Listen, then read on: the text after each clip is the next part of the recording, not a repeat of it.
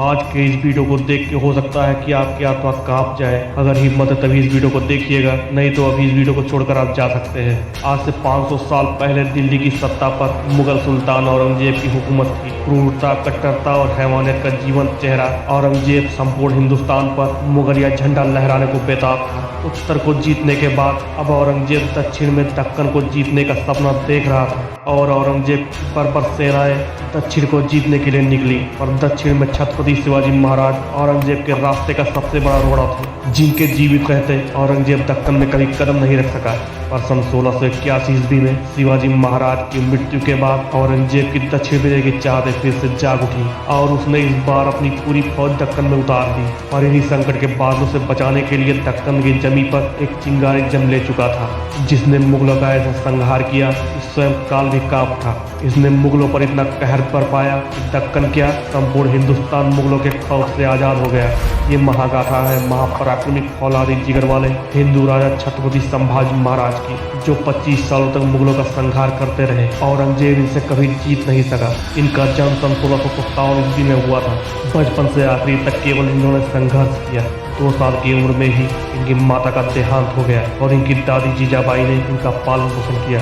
ये बचपन से ही बड़े अद्भुत बालक थे। बचपन में ही इन्हें साहस और शस्त्र का निपुण ज्ञान हो गया था। इन्होंने 60 किलो की तलवार को लेके 16 साल की उम्र में पहला युद्ध रामनगर का जीता और छत्रपति संभाजी महाराज की 20,000 की सेना ने आगे चलकर औरंगजेब की 20 लाख की सेना को दौड़ा कर मारा। जहां पर मुगल मिलते मराठे उन्हें वहीं मार देते। उस समय मुगलों के लिए खौफ का दूसरा नाम मराठे थे। मुगल सोच में पड़ गए कि काश हम भी मराठे होते। 17वीं सदी में मुगलों को केवल 2 ही चीजों से डर लगता था, एक जंगल में शेरों से और दूसरा दक्कन के मराठों से।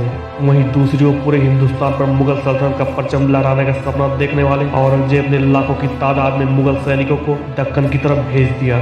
मुगल सैनिक आते तो घोड़े हाथी पर, मगर जाते 4 कंधों पर। मराठों ने किसी को नहीं छोड़ा, सबको दौड़ा कर मारा। अब औरंगजेब ने नॉर्थ को छोड़कर अपनी पूरी सैन्य ताकत को दक्कन में लगा दिया। छत्रपति संभाजी महाराज ने 9 साल तक मुगलों को मराठों के बीच में गोल गोल घुमाया और मराठे 9 साल तक मुगलों को पीटते रहे। मराठों के हाथों बार बार पीटने के कारण औरंगजेब पूरी तरह बर्बाद हो चुका था।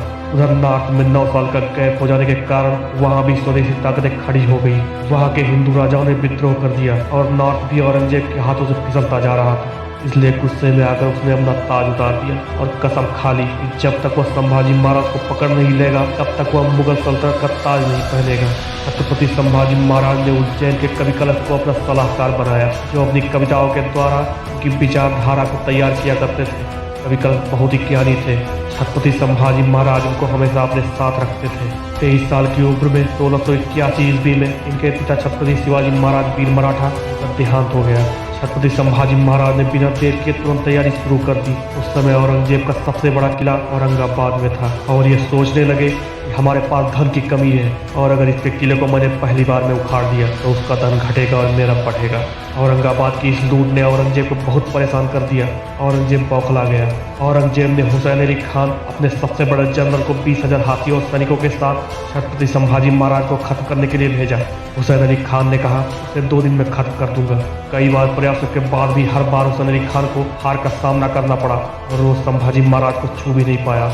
अब औरंगजेब ने दूसरी तरकीब लगाई और शंभू राजे के खिलाफ दूसरे हिंदू राजाओं को खड़ा कर दिया। वो सीधा जाकर मैसूर के राजा चिक्का देवराय के साथ मिल गया। उसे लगा कि उत्तर से मुगल की सेना और दक्षिण से मैसूर की सेना मराठों को घेर लेगी और हम आसानी से मराठों का सफाया कर देंगे।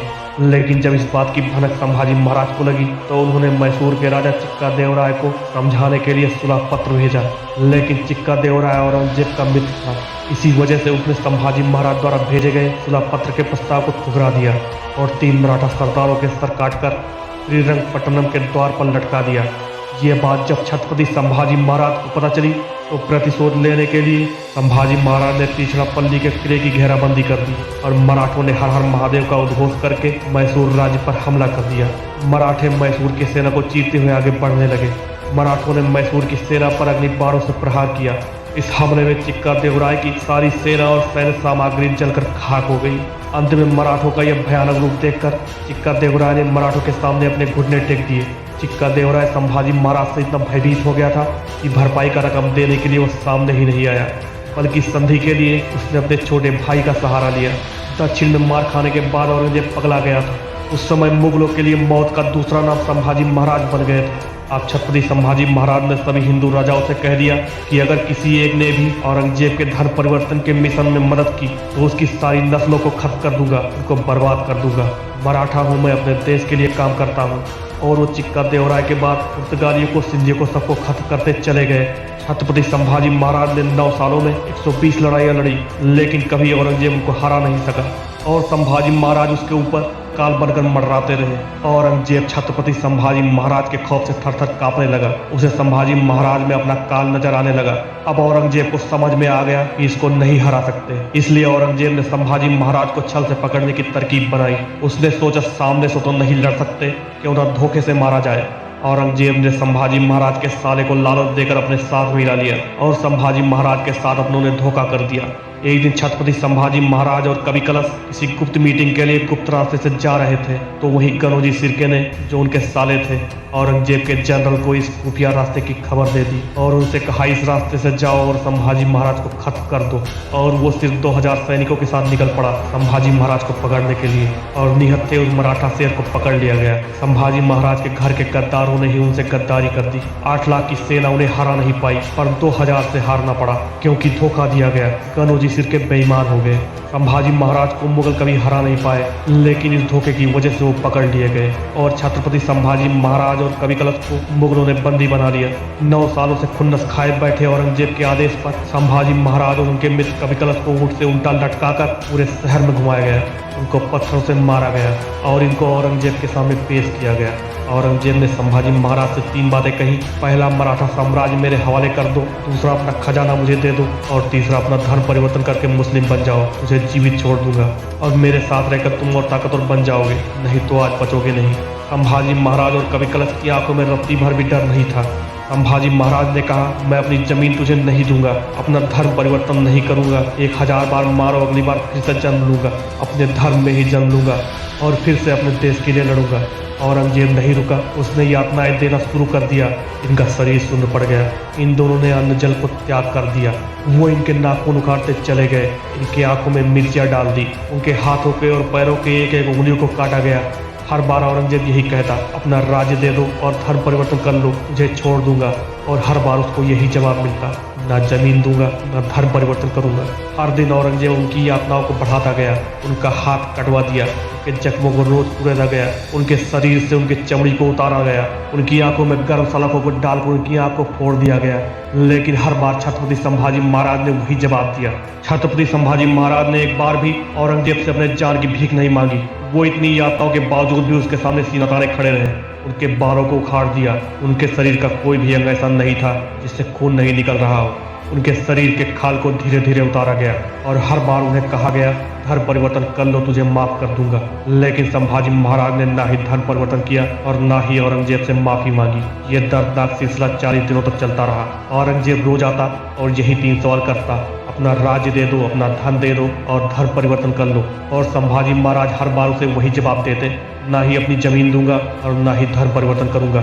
और जब इतनी यातनाओं के बावजूद भी औरंगजेब संभाजी महाराज को नहीं तोड़ सका, तो आखिरी दिन बोला, मैं तुम्हारे आगे हार गया संभाजी महाराज। मेरी 4 संतानें हैं, अगर मेरा एक भी बेटा तेरे जैसा होता संभाजी महाराज, तो मैं पूरे हिंदुस्तान को मुगल सल्तनत बना देता, पूरे हिंदुस्तान पर मुगलिया परचम लहरा देता। मेरे सामने मैं हार गया। मार दो इसको, टुकड़े टुकड़े कर दो इसके शरीर के।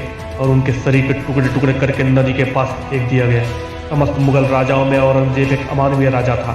संभाजी महाराज के शरीर की ये दशा देखकर सारे मराठे एकत्रित हो गए। उन्होंने शंभूजी के शरीर को उठाया और उनको सिलकर उनका अंतिम संस्कार किया। और अब हर मराठा खूंखार बन गया, हर घर महल बन गया, हर महिला सेना में आ गई, हर हाथ तलवार बन गया। क्योंकि देश धर्म पर मिटने वाला शेर शिवा का छावा था। महापराक्रमी परम प्रतापी एक ही शंभू राजा था। सारा मराठा कम्युनिटी एक हो गई। फिर से एक भयंकर युद्ध हुआ। मिट गया औरंगजेब का दक्कन का सुल्तान बनने का सपना और कुछ ही समय में वही दक्कन में मारा गया, वही खत्म हो गया।